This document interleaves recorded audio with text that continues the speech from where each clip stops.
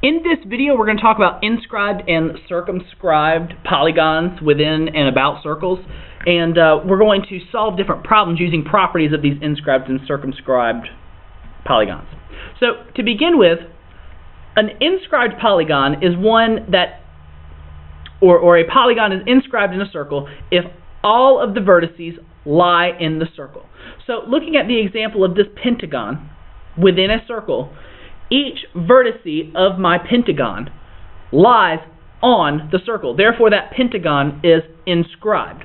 Looking at this triangle, notice the vertices of the triangle do not lie on the circle. Therefore, this triangle cannot be called inscribed.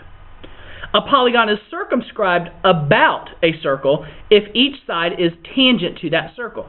So looking at this figure up here, the circle might be within this quadrilateral, but since the sides are not tangent, or they're not touching at one point, this cannot be circumscribed. Now looking at this square and circle, each side of my square is tangent to the circle, therefore the square is circumscribed about that circle. So let's look at this example of an inscribed polygon. So the measure of angle ADC is 60. The measure of BC, of arc BC, is 40, and the measure of arc CD is 110. First, to find the measure of angle DAB, I added the arcs 110 and 40 to get 150, and since angle DAB lies on the circle, I can divide 150 by 2 to get 75. To find the measurement of angle BCD, I first have to subtract 110 and 140 from 360 to get this arc measurement, DB, which is 210. Once again, 210 divided by 2 gives me this 105 angle measurement. And then I also know that the sum of angles within a polygon are 360. So in order to find the missing angle measurement ABC, I can subtract 75, 60, and 105 from 360 to get 120 degrees. So this tells us that the opposite angles of an inscribed polygon are supplementary, because look at this example. Opposite angles D and B are 60 and 100 degrees, or 60 and 120 degrees, which when they add up, you get 180, which are supplementary angles. So that's an important property for inscribed polygons. So now looking at this example of two tangents with a common point outside of the circle. So let's first name a few of these sides so that we can discover a property. Let's say that this radius is, we'll call it A. Well, since this radius here is A, this radius also has to be A because the radii of a circle are all congruent, and so we can call them both A. We'll call this shared side C, and then we'll call each tangent respectively B and D. Now notice that the line segment AC is tangent to the circle O. And so what we know about tangent lines to a circle are that at the point of tangency, they are 90 degrees. So a radius to a tangent line forms a 90-degree angle. So radius and a tangent line are perpendicular.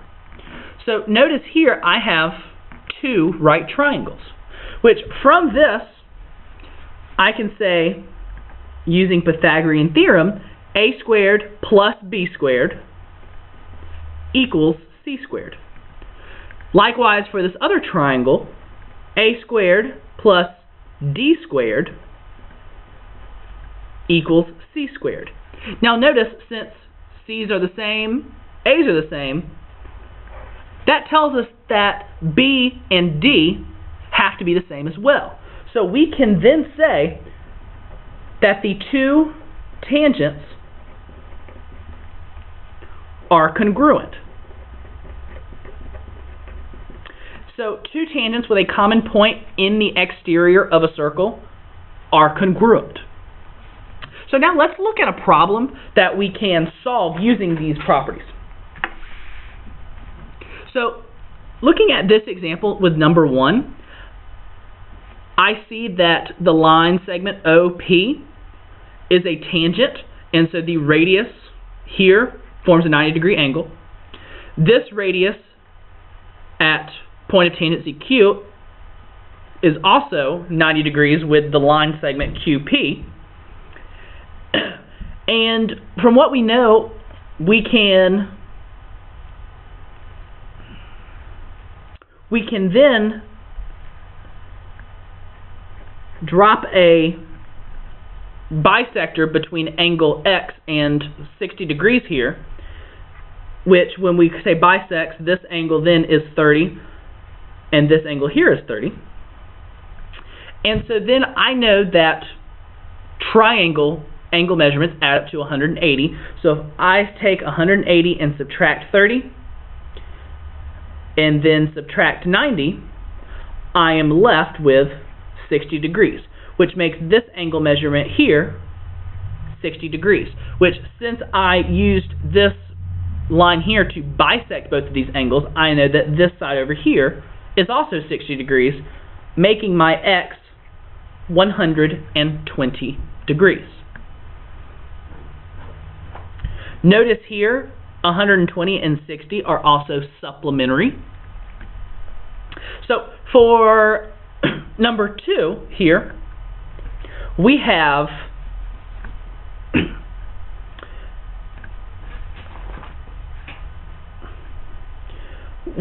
a triangle formed where TV is tangent to UT, making a right angle, which gives us a right triangle. So we can then solve for the missing angle measurement by saying 180 minus 90 minus 43, which gives us X, which is X is equal to 47 degrees. Then in number 3, once again I have a line that is tangent. Now this one is a little trickier because notice I have this radius here and this radius here, which we know both of are congruent. Well, since 60 is an opposite angle of this side, and this side here, which is a radius, both of these radii are congruent based off of what we talked about in isosceles triangles. If this angle measurement is 60 and this side is congruent to this side, that makes this angle measurement 60,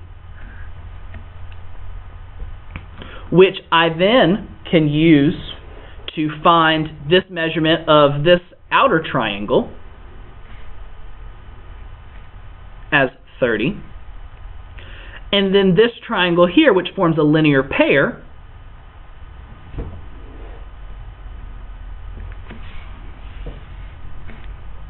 making this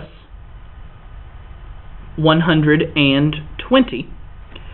And so then I can solve for X by saying 180 minus 120 minus 30 to get X equal to 30 degrees.